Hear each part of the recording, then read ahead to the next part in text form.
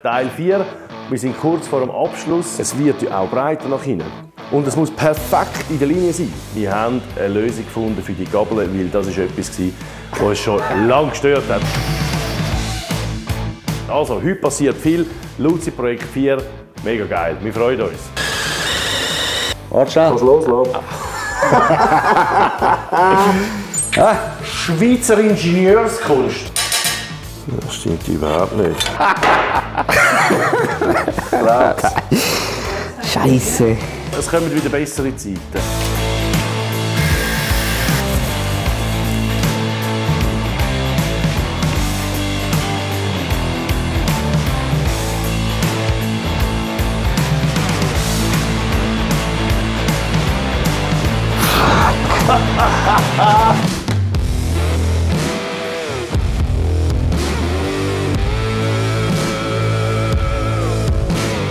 Ich drehe fast durch ab dem Heck. Er ist gekommen, der Patch, und hat gesagt, ja, Sternmotor. Mein erster Gedanke, 6 Motoren, Sternmotor, Doppelrohrrahmen.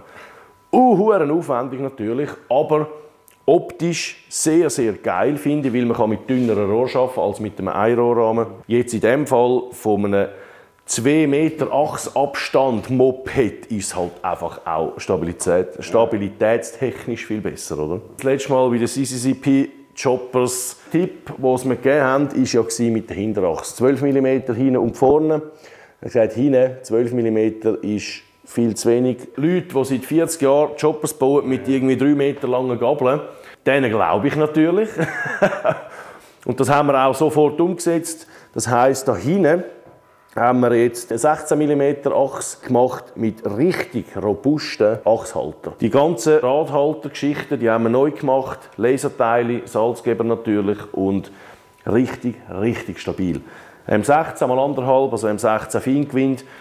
Wir haben eigentlich die komplette Achse selber gemacht. Also das Heck, das ist wirklich nicht ganz ohne gewesen. Ganz klar, das ganze Projekt, man startet immer in der Luft. Sage ich immer, oder? Wenn es nachher gebaut ist, dann ist das wie logisch. Dann hat man alles richtig gemacht, wenn man das anschaut. Und das ist ja klar, ist es so, oder? Wir haben hier unten 30er Rohr. Die Röhrchen um den Tank herum haben wir 25er Rohr genommen. Also einmal haben wir hier die Verjüngung von 25 auf 30. Dann haben wir alles ist bombiert. Das hat alles einen Radius und alles einen verschiedenen Radius. Die da hinten, die kann man auf die Fräsmaschine spannen. Und dort in diesem Winkel kann man mit dem Fräser einstechen. Und dann hat man das wunderbar. Aber so etwas wie da oder wie da unten, unmöglich. Das muss man schleifen, weil man kann das Rohr nicht spannen. Es wird ja auch breiter nach hinten. Wir haben ja da einen ganz schlanken Rahmen, weil die Motoren die sind so schmal. Und da können wir dort nicht so breit fahren wie da hinten.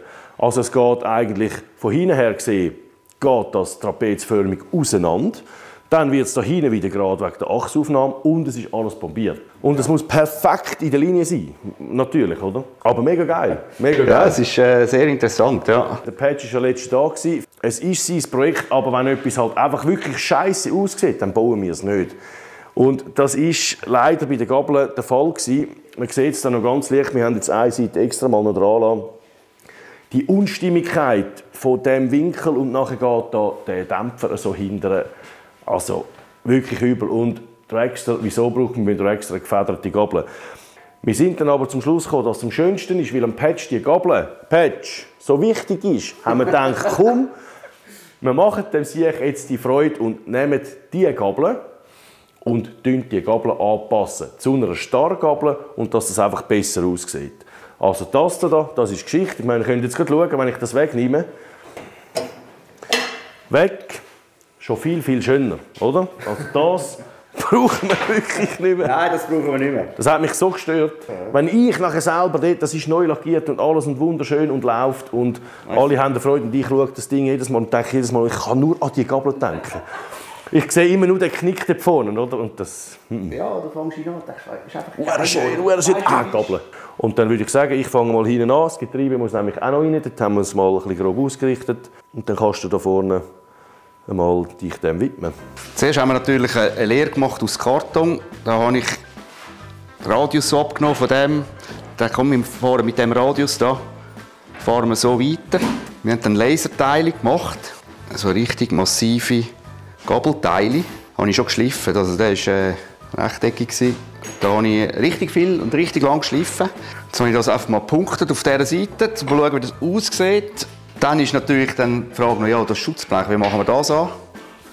Erstens haben wir es mal ein bisschen hinterher setzen, weil da vorne eben, das, wie der Maurus vorher gesagt hat, wegen der Federung ist das Schutzblech da vorne gewesen, da oben, sicher 15 cm Abstand. Das hat einfach nicht schön ausgesehen. Und jetzt, wo wir ja Stargabel haben, kann man das schön ausmitteln. Jetzt habe ich hier ein Blech gemacht, das ich angeschweißt habe am Schutzblech als Verlängerung. Auch wieder in der gleichen Form wie der hier. Einfach, wo gegen vorne verjüngt ist. Und das sieht eigentlich auch sehr, ich finde es super.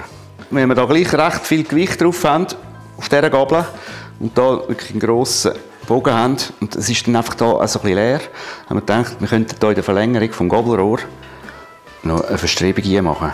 3 mm Wandstärke, das kann viel Kraft aufnehmen. Das kommt dann etwa so. Wir sind noch nicht ganz fertig, aber da ist alles da, Schutzbrille. Schau mal die Hämmer an. Schau mal das. Da kann man spenglern. Hämmer.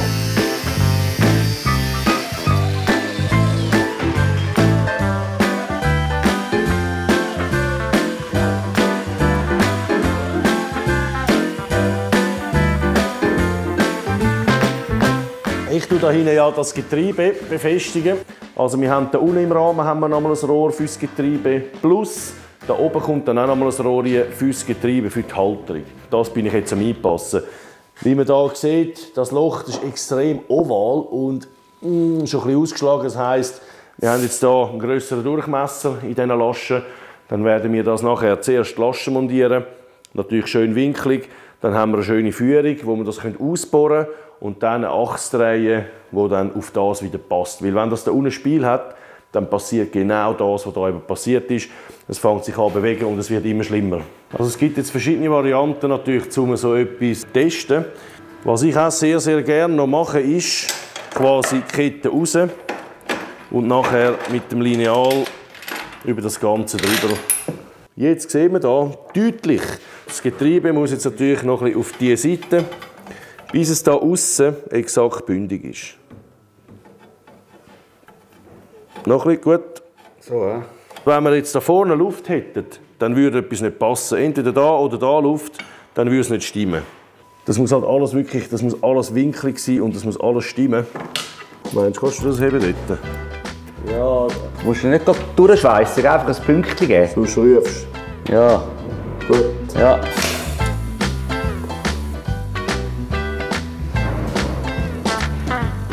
Jetzt wird es also warm, he? Warte schnell. Kannst du loslassen? Das heisst nicht, kannst du loslassen? Ja, ich kann loslassen, ja.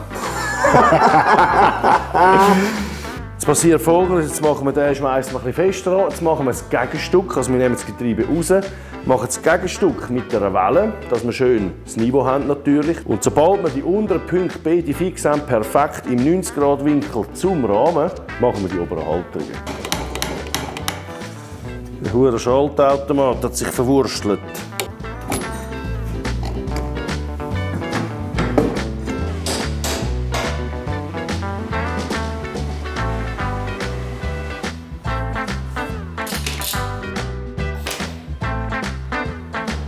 Welchen soll ich jetzt nehmen? Das, neues Lieblingshämmerli. Was ist eigentlich dein Lieblingshämmerli? Also das alte Lieblingshämmerli? Ja, das ist im Gemeinschaftsarbeitsdingsschublade geworden. Aus meinem ganzen Scheiß von vorher ist jetzt der Gemeinschaftsding geworden, wo immer die Hälfte fehlt. Aber es kommen wieder bessere Zeiten. Es kann ja nicht immer so weitergehen.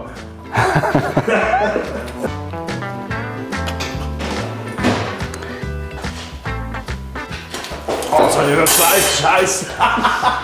Heiß. Ah, immer ist alles heiß. Jetzt habe ich hier unten die Lasche ausgerichtet. Beim Schweißen verzieht sich das Zeug natürlich. Jetzt setzen wir das ein. Und jetzt die andere Seite markieren. Ganz fein punkten und dann habe ich den Abstand. Und dann können wir mit einer 16er Achse, also mit dem Inox-Material, das ist auf H9 geschliffen, das ist recht geil, können wir nachher das Ausnivellieren machen. Jetzt muss ich den aufbohren auf 16. Da hat es immer so eine Naht. Und das muss natürlich immer weg, sonst haben wir eine saubere Sache. Und jetzt kann das Getriebe raus und dann hole ich mir ein Stückchen von dem H9-Material.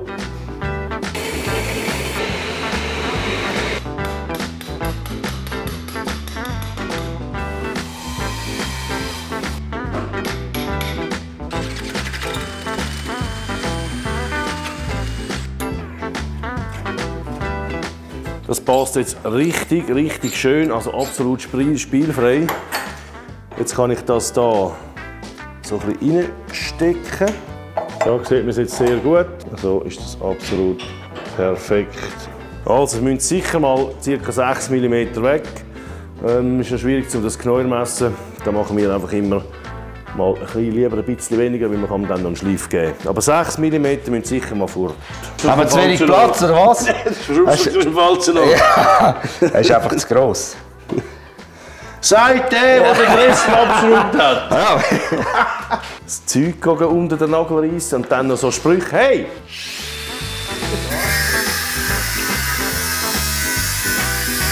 Du brauchst das.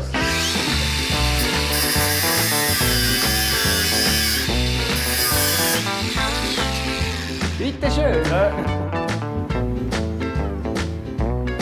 86.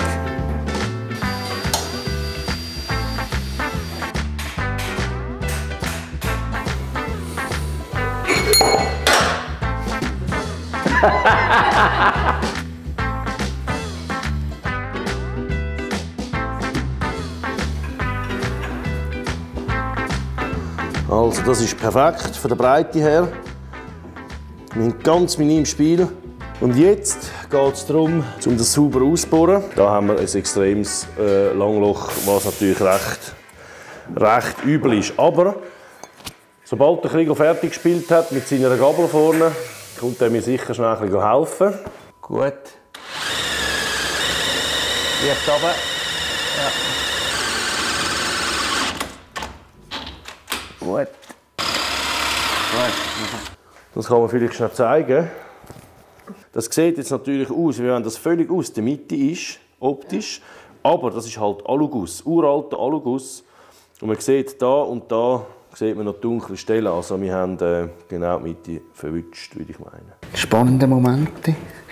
Ja. Gut.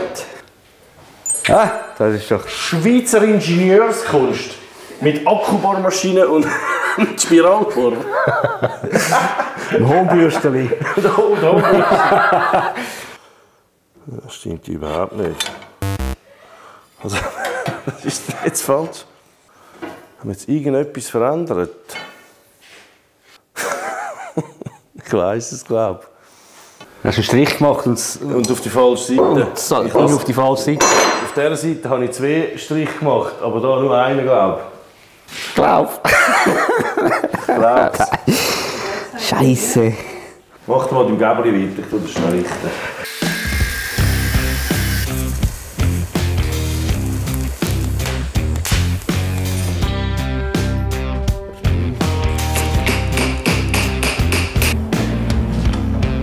Nur 2 mm zu mir. So, jetzt. Zu dir rübergerutscht. Was? Also, der Zahn zu dir. Ja. Nicht schnaufen jetzt. Fang an zu schnurren. Uta. Das Mühe, gut. Wo ist der Hut dran? Ja, sorry, der ist da. Vorbereitet ist wichtig. Vorbereitung ist gut. Wieso ist der Pöppel nicht mehr spitzig? Bist du hängen geblieben? Gott verdammt. Das war schon nicht spitzig, als ich ihn genommen habe. Ja. Ja, das langt schon. Wo sind die Schweißzusätze? Da rein? Ja, in der obersten Schublade am Schweißtisch. Und wieso hat es da so Shit drin? Also so ist ja gut, wenn du oben nachschaust. Ja, du selber schauen, sonst heisst es doch wieder... Du hast gesagt. Ja. Das Blechchen. Das kommt da noch.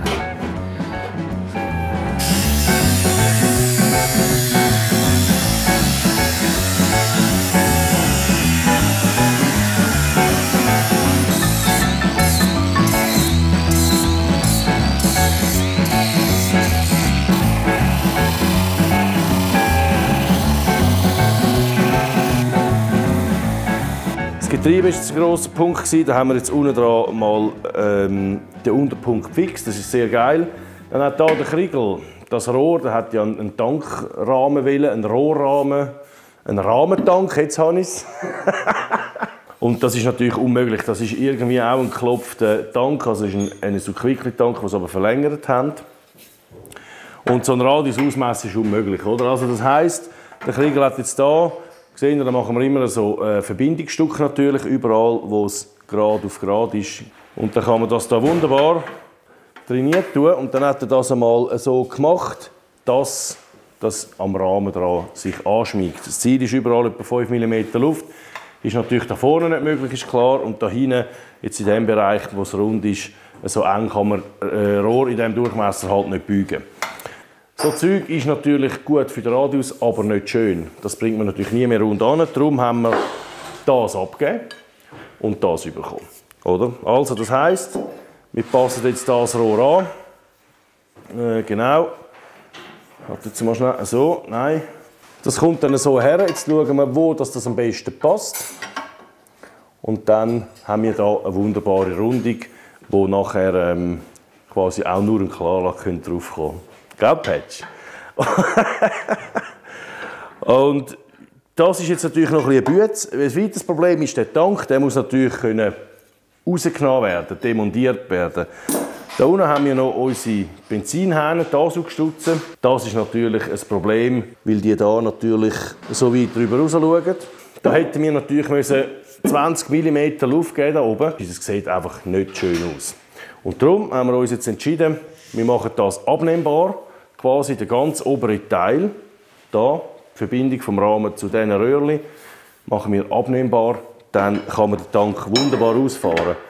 Dass es natürlich ein bisschen eine Falle macht, haben wir diese Röhrchen beugen lassen. Das sind jeweils 2 Hälften, wo wir dann fast zu einem Kreis machen. Da um den Tank herum. Das heisst, das Rohr kommt so. Da kommt natürlich der Tankdeckel im Weg. Jetzt wird das dann irgendwo da geschnitten. Und dann werden die Bögel angepasst. Und dann hat man quasi das Rohr, dann übergehend in den Bogen, bis da führen und dann da geht es weiter an den Rahmen. Willst du mal Probe sitzen, Kriegel? Der Kriegel ist eben etwa gleich gross wie der Patch. Da sehen dass da haben wir jetzt zum Beispiel so Laserteile machen lassen. Die kommen dann da drauf, dass das wirklich gut hebt. Der Sattel wäre jetzt etwa da, aber dann hat man da viel zu grosses Loch.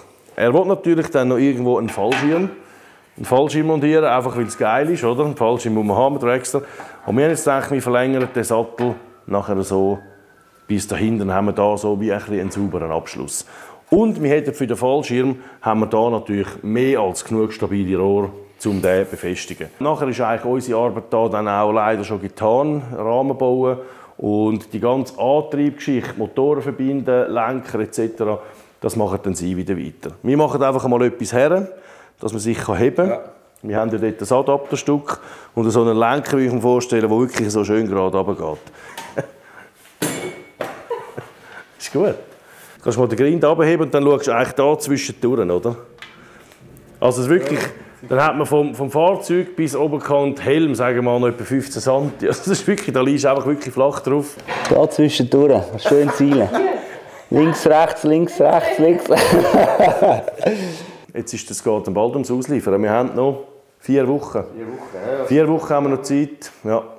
Sehr ein langes Projekt. Das ist jetzt wirklich ein sehr langes Projekt. Ich freue mich schon auf das Bild, der Patch mit seinem Overall natürlich und seinem ganzen Gedöns. Hat mir jetzt letztens seinen Helm noch gezeigt. Und ja, er hat schon eine sehr, sehr gute Idee, muss man sagen. Er ist sich auch für nichts schade wie mir. Ich kann gut über sich selber lachen, das gefällt mir sehr gut.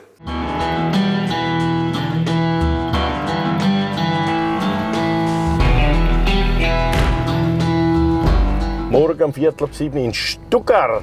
Stuttgart. Was machen wir in Stuttgart? Wir liefern am Patch seine heißgeliebte Luzi.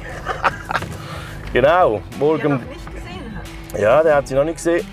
Ich glaube, so ganz kleine Ausschnitte. Wir mussten unheimlich aufpassen, weil der hure Patch, das ist unglaublich. Egal wo, Zeitung, irgendetwas, er kommt es mit über. Wenn über uns irgendwo ein Bericht kommt, darum haben wir aufpassen, wie Hefte machen.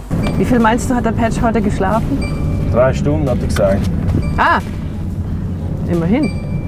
4:30. Und der Patch hat mich natürlich so gut vorbereitet, wie er immer ist. Hat er mir eine Sprachnachricht geschickt gestern. Ich bin heute ja um 3 Uhr aufgestanden, 4 Uhr abgefahren. Aber egal, ich habe ja meine Snackgürtel dabei gehabt. Beschreibung. Tor 1, links weg und dann ganz hinten am Parkplatzende links gibt es für 100 € Kaution, kommst du dann, Hammer. du musst zur Halle 5, Zimmer. kommst du dann, das Vis-à-vis ist dann auf der anderen Seite von dem Platz, also hinten rechts, ist dann die Durchfahrt. Nach der Schranke gleich rechts die Straße hoch, links Richtung Halle 5 und wenn du Halle 5 bist, musst du auf der rechten Seite von Halle 5 hin und da das erste Tor, was dann links erscheint, da bist du richtig. Alle hopp, bis morgen. Alle hopp, sehr gut. Ja. Gestern habe ich einfach nur so, ich schaue morgen. Links, rechts, vis-à-vis, nach oben.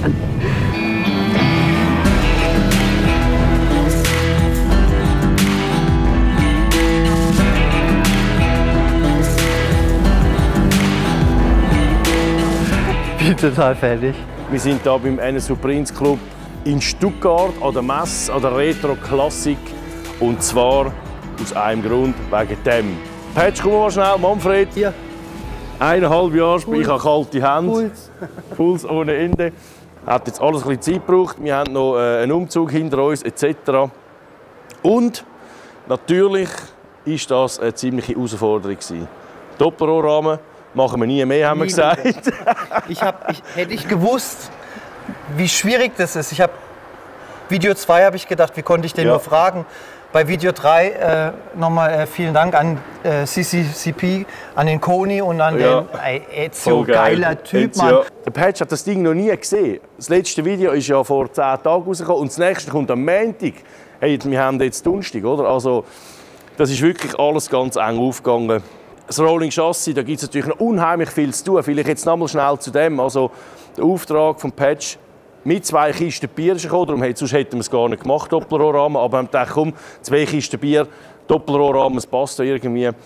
Das machen wir jetzt noch mal. Und unser Auftrag war eigentlich, Motoren, Getriebe, Rädchen einbauen, den kompletten Rahmen, inklusive Fußraster. Hast du ja ganz geil gefunden und uns gebracht. Und jetzt gibt es viel zu tun, natürlich mit den ganzen Motorenzusammenhängen, Auspuff etc.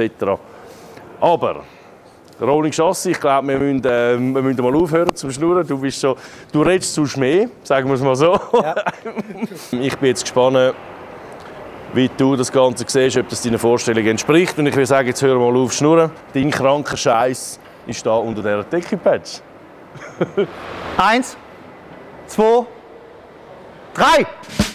It feels so good, baby, it's understood. It feels so right, to keep pushing into the night. Oh, it feels so good. Das ist der Hammer. Since in our humanhood, we're invincible, baby. Last of our Das ist mal ein wilder Scheiß, oder? we're fortifiers in the sky and forgers of truth. Like a wide awake, sleepwalking tide, coming to bring on the feast of your lives. And it feels so good, Wahnsinn. baby, it's understood. It feels so right, honey, to keep pushing into the night. Oh, it feels so good. Since in our humanhood, oh, we're invincible, baby. Last of our kind. Oh,